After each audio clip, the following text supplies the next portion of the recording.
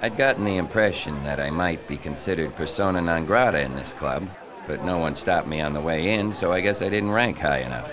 Can I get you anything, mister? You have the time to talk? It's slow, maybe. What about? Life, love, the meaning of the universe. Sounds like it could get involved. Maybe we should have a discussion like that when I'm off work. We could start now. Do you like your job? It's okay. It might get me what I want. A lot of men frequent this place. A lot of them are rich. I could meet Mr. Right here. Or you could marry the boss. I hear Mr. Steelgrave is rich. Oh, no, not him. He's got money all right, but I don't like the way he treats women. You know, he once showed me a Christmas present he was going to give his girlfriend Dolores. He wanted a woman's opinion on whether the gift was acceptable. You still work here, so I take it you told him what he wanted to hear. Sure, but what burns me is that after he goes on and on about how special and unique the gift is, how well it suits her, he shows me another one. He says he was given the second one to Mavis Weld. Can you believe the nerve of that guy? 2 lovers. That's his business, and I don't care what he does. But giving them identical presents? That's a new low. I'll tell you something. I don't think he loves either one of them. You were told before. This place is off limits to you, buddy. I've had a lot on my mind lately. I must have forgot. I'll fix it so you remember. The parting conversation with the club bouncer was brief but punctuated. I was warned that coming back to the club would be unhealthy for me. I knew just where I wanted to go.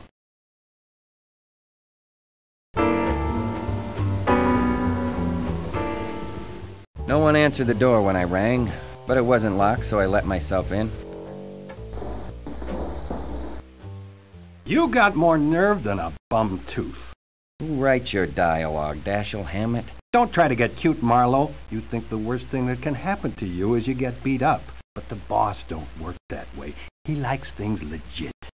You mean he wants to legalize dope?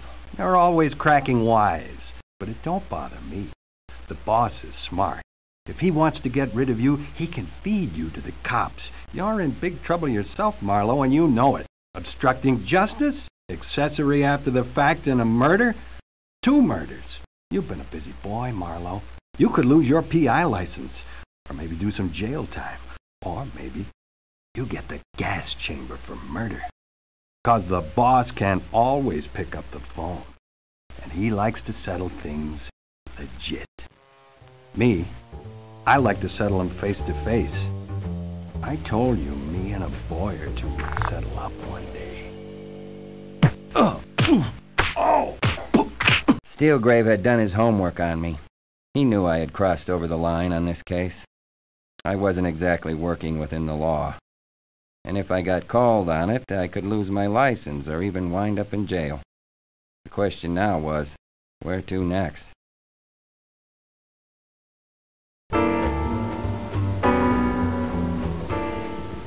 I'd come back to ask Baloo a few more questions about Mavis. Miss Weld didn't tell you why she was in the Van Nuys Hotel, did she? She told me she'd gone to the hotel to meet a friend, discreetly. While she was there, someone was murdered. Well, she had nothing to do with it, but she knows what kind of press that would get her. Mavis Weld at scene of ice pick murder. Fans are funny that way. What happens when they find out she knew the dead man? Knew him? Your client hasn't come clean with you. She was being blackmailed. Someone had offered to sell her those photos. She wanted to buy them so badly that she went to the hotel room he told her to go to, risking the possibility of being recognized. I didn't know about the blackmail. She never told me. Baloo had to excuse himself for a meeting. The question now was, should I stop in at my office and see what develops, or hit the streets?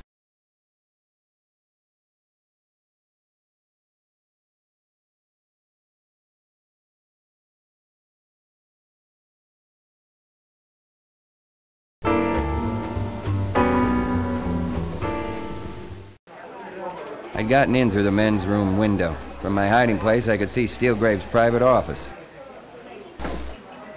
Hey, boss! Marlowe's here! Shoot him!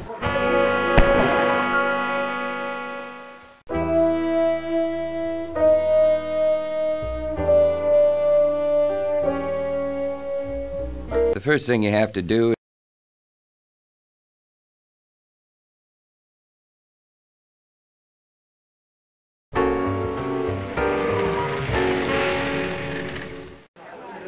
I'd gotten in through the men's room window. From my hiding place, I could see Steelgrave's private office. Hey, boss! Marlowe's here! Shoot him! The first thing you have to do is...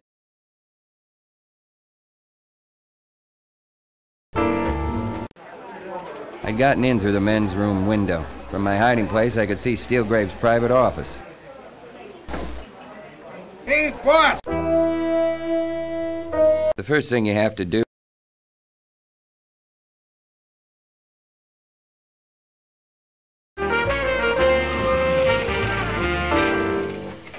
Hello, amigo. I waited a long time. I could not reach you. The accent's a bit thick this evening. I'm not in an amusing mood tonight, amigo. You don't have to amuse me. I amuse myself. You always wear black. But yes, this is more exciting when I take my clothes off. Do you ever think of anything but one thing? This is how I catch fools, amigo. Some fools are useful and generous. Occasionally, one is dangerous. I know who he is. I probably can't prove it. The cops couldn't. They do not always prove all they can prove. I suppose you know he was in jail for 10 days last February? Yes. He was my boyfriend also. Curious. I could offer her a chair and find out what she thought was important enough to bring her here. Or I could concentrate on learning more about the lady herself. Was she an innocent bystander or one of the major players? I do not think she understands Steelgrave as well as I do. Did you understand Stein, too? Very well. Men like that have much in common. It did not surprise me that they were business partners. At 449 Idaho Street? Of course, that belonged to them. Drugs are very big business, amigo. Steelgrave knows this. He intends to form the biggest drug ring in the country. What about Stein? Didn't he agree with Steelgrave's plans for the future? Maybe yes, maybe no. Who can say what came between them? On the outside, they seem different, but on the inside, they are the same. Killers with black sores. Stein was a filthy pig. He was obvious and crude. But Steelgrave is not obvious. He pretends to be decent. He pretends to have integrity. He pretends to love. But he is a killer. As ruthless as Stein, worse because he is a liar. But you loved him. Yes. And I loved him. How do you feel toward Mavis? I don't deny I'm jealous of her. I would not mind helping you blackmail her. I found this in her dressing room. I know it came from you. It's a nice photo of the so lovely Miss Weld and the gangster Steelgrave. I can see the very, very big headlines. Mavis Weld, linked to notorious gangster. It would ruin her, yes? Only if we could prove that Steelgrave is a gangster and that he could have killed Stein. I know that the Dr. Chalmers, who works at the jail Steelgrave was in, gave Steelgrave a pass to go to the dentist the day he was murdered. He was under guard, of course, but one could assume it was an understanding guard. And besides, amigo, we don't have to prove Steelgrave is guilty. We only have to threaten to have the trial and publish the photo. That will be enough. Mavis will be rich soon. She'll pay us anything we ask. All you want is money. No, I do not do it for money. The blackmail will strain her relationship with Steelgrave. She may decide to break it off. She may have to give him up. Sorry to ruin your plans, but I didn't try to blackmail Miss Weld. As a matter of fact, I'm working for her. Oh, I see. And I think I see more. You are attracted to her, aren't you? Too bad. She loves only Steelgrave. Strange, is it not? You think I want to ruin her because I am not her friend. And yet, if I had my way, I would save her from a most unhappy fate. Steelgrave cannot really love, and she does not understand that as I do. Could a truer friend do more?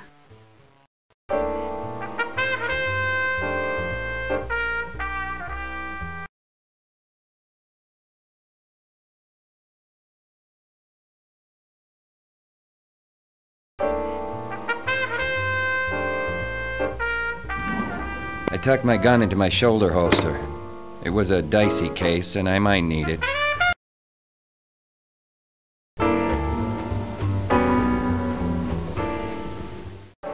I'd snuck into the club through the kitchen and made my way out to the dance floor without being noticed.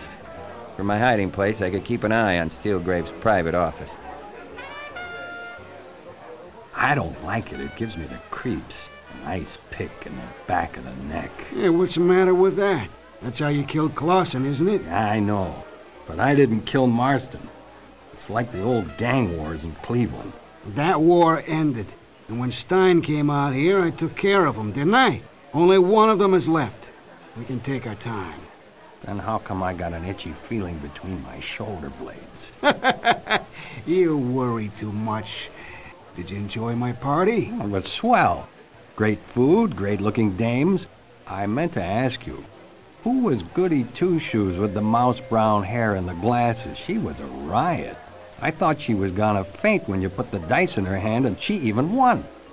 But she wouldn't try it more than once. Her eyes lit up every time the table stakes got high, but she won't let $1 out of that bag. So where did you find her? Hey, what's up, boss? It's Marlowe. Shoot him! I'd killed Dominic, the bouncer. I knew it was a case of self-defense, but that wasn't going to make any difference to the cops or the mob.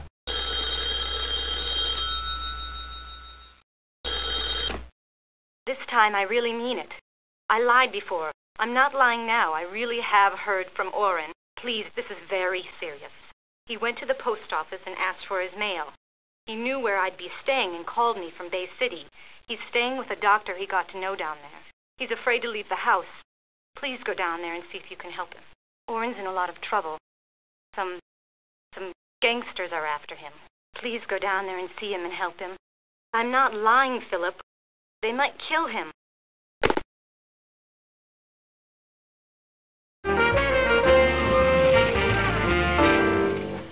Dolores Gonzalez had decided to pay me a surprise visit. We chatted for a while before she got around to one of her favorite subjects, Mavis Weld. If you hate her that much, why don't you kill her? I'm jealous of her for many reasons, but I don't hate her. Besides, living in fear is worse than that. Even that is tolerable.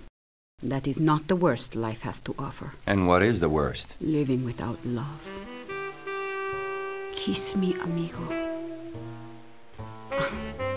I forgot. You prefer always to do the difficult thing.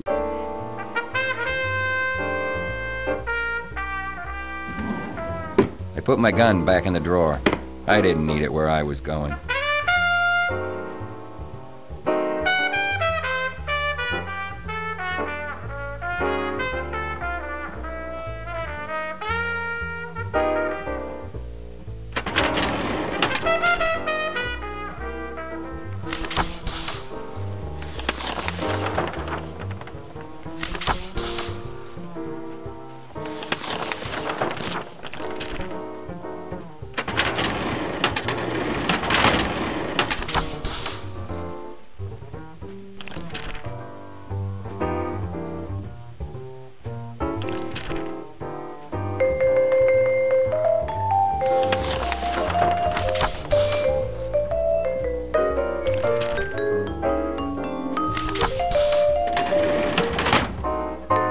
The question was, where to next?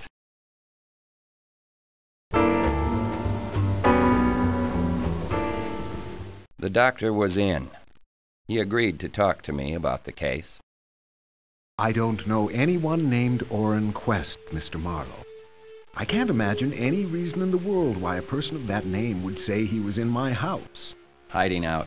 From what? From some guys that might want to stick an ice pick in the back of his neck. It was you who sent the police here, wasn't it? It was you who called up and asked if I knew Clausen. I said I did not. Yeah, I know you did. I didn't quite believe you. The police have been here, Mr. Marlowe, a certain Lieutenant Maglashan. Shall I call him?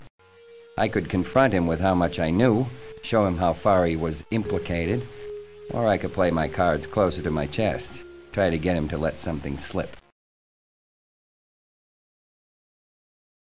Go ahead, call them. I'm up to my hips in this case, but you're up to your neck. Stein never realized that Moyer, Steelgrave, set him up. Steelgrave offered Stein part of his new drug business, and Stein accepted that. You and Clausen ran that drug house for Steelgrave and Stein. After Stein was murdered, you became Clausen's boss, and Steelgrave was your boss. But that stuck in your craw, because you were sure Steelgrave had murdered Stein, but you couldn't prove it. Is it making more sense, or do you want to call the police now? It's still nonsense. No, it's murder. You found the proof you needed to prove that Steelgrave could have killed Stein. The proof was a photograph taken by a country hick, Orrin P. Quest. You took him under your wing. You were going to use that photo when the time was right, but the photo was stolen from Quest by a grifter named Hicks. You taught Quest how to kill a man with an ice pick so that he could get the photo back. Steelgrave is going after the few remaining Stein gang members one by one. First Stein, then Clausen, next you. You're not a blackmailer, are you, Doc? You don't want Steelgrave to pay you off. You want him in jail. But I'm here to talk about Orrin. My guess is that neither of you are too safe with Steelgrave and his boys looking for you. Mr. Marlowe, you are an unmitigated idiot. I felt a tightness in my chest. My mind had slowed to a turtle gallop. What's going on here? Been dumb, haven't I? A little potassium hydrocyanide. Not fatal, not even dangerous. Merely relaxing. My eyelids were as hard to lift as a dead elephant. How long had I been out? The room was just Dr. Lagarde's consulting room. Same floor, same desk, same walls, same letter opener shaped like a woman, but no Lagarde. The moment I was aware that steps were coming down the hall. His teeth clicked and I thought he was going to speak, or try to speak. So that was the only sound from him. He had stopped breathing. Something happened to his face, the smoothing out, the going back over the years to the age of innocence, all of which was very silly, because I knew damn well that Orrin Quest had not been that kind of boy.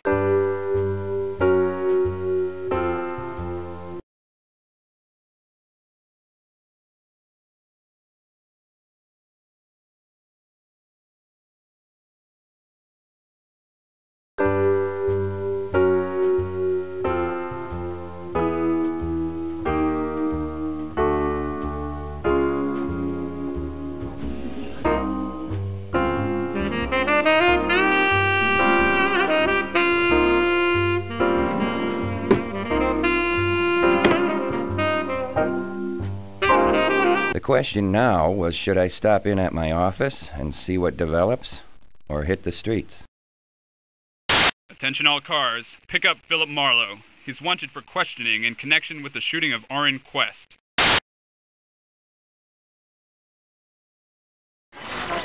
Dominic D'Onofrio, the bouncer for the Popular Dancers Club, was found shot to death. As of this reporting, no arrests have been made. Mr. Steelgrave, the club owner, expressed his sympathy for the dead man's family and expressed his confidence in the city's police force. Said Mr. Steelgrave, "There should be no doubt that the man who murdered my good friend and associate, Dominic D'Onofrio, will pay the penalty for his death. I will do everything in my power to see that justice is served."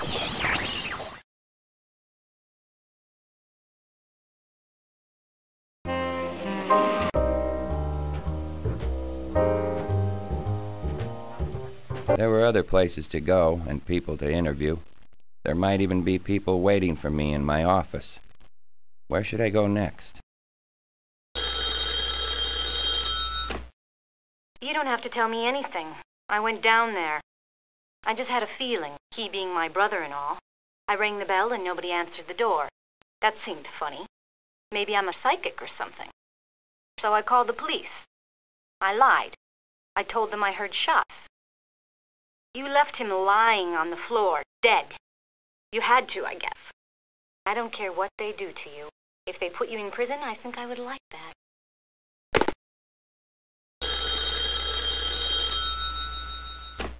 Hello? Philip Marlowe? This is Desk Sergeant Duggan. Detective French would like to speak to you. Marlowe, we'd like to see you down at headquarters.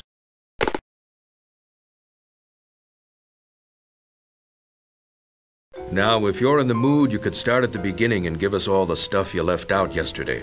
Don't try to sort it out, just let it flow natural.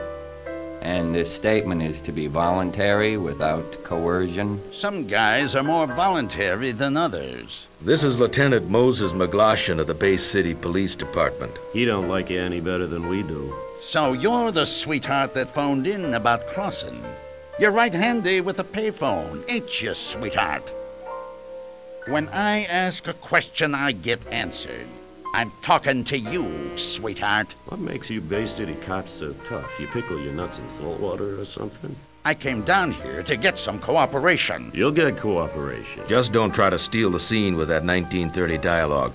Ask the questions. If you don't like the answers, you can book me. If you book me, I get to make a phone call. If we book you. But we don't have to. We can ride the circuit with you. Strictly speaking, it wouldn't be legal, like you do a few things which you hadn't ought to do. Would you say you were legal in this picture? No. Ha! You got a client to protect? Maybe. You mean you did have a client? She ratted on you. Name's Orpha Quest. It's time you talk to us, Marlowe, don't you think? I was in a tough spot. I didn't have many choices. I could tell the cops just the facts as I knew them, without incriminating myself. Or I could try to deliberately mislead them just enough so that the subject of the photos and blackmail and Mavis Weld never entered the picture. All right. I went down to Bay City, a place called Idaho Street. I went there looking for her brother. He'd moved away, she said, and she'd come out here to see him. She was worried. The manager, Clausen, was too drunk to talk sense. I looked at the register and saw another man had moved into Quest's room. I talked to this man. He told me nothing that helped. When I went back downstairs, Clausen was dead, an ice pick in the back of his neck, and somebody had torn a page out of the register, the page with Orrin Quest's name on it. Then a guy called me up and asked me over to the Van Nuys Hotel. You saw what happened there, another ice pick. What I didn't tell you was that he was the same guy I had talked to down on Idaho Street. So then, the client told me her brother had called her up from this doctor's house, Dr. Lagarde. The brother was in danger. I was to hurry on down and take care of him. I hurried on down. Dr. Lagarde acted scared. The police had been there. Lagarde denied knowing anything about Orrin Quest. Then he slipped me a doped cup of coffee, and I went away from there for a while. When I came to, I was alone in the house. Orrin Quest, or what was left of him, came in and died. He tried to stick me with an ice pick. Why would he want to stick you? You were his pal. I'd never seen him before. If he ever saw me, I didn't know it. It could have been a beautiful friendship, except for the ice pick, of course. A fellow in his condition acts from instinct. He doesn't invent new techniques. Somebody's a goddamn liar, and it ain't me. I'm telling you what happened. The police and I danced back and forth for a while, but it was finally decided that they'd gotten what they wanted from me, for now. There were 3 murders, all tied together. I just hope my finger wasn't stuck in the knot.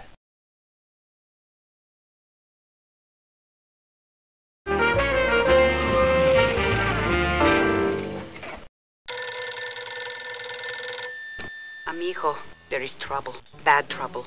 Mavis wants to see you. She likes you. She thinks you are an honest man. Why didn't Miss Weld call me herself? Well, she couldn't. She did not have the number, and there seemed to be very little time. Are you bitter tonight, amigo? I've got a few troubles.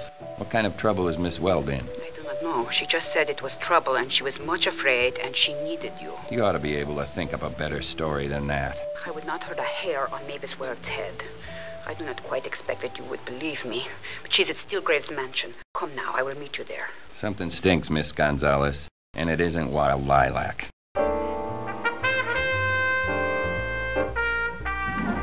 Orrin P. Quest was dead. Shot in the back twice. Shot while he stood behind a door preparing to kill me with an ice pick. Somebody would have had to have been in the room with him to shoot him like that. And whoever shot him was interested in killing him and only him. After all, I was still alive. I hadn't seen anyone leave the house. Whoever it was could have left through a back door or a window. Orrin hadn't made many friends and had made some enemies while he was alive. One of them had gotten to him while he was hiding out and killed him. And he'd been hiding from everyone, even his own sister. Who else, besides Orpha May, knew where Orrin was?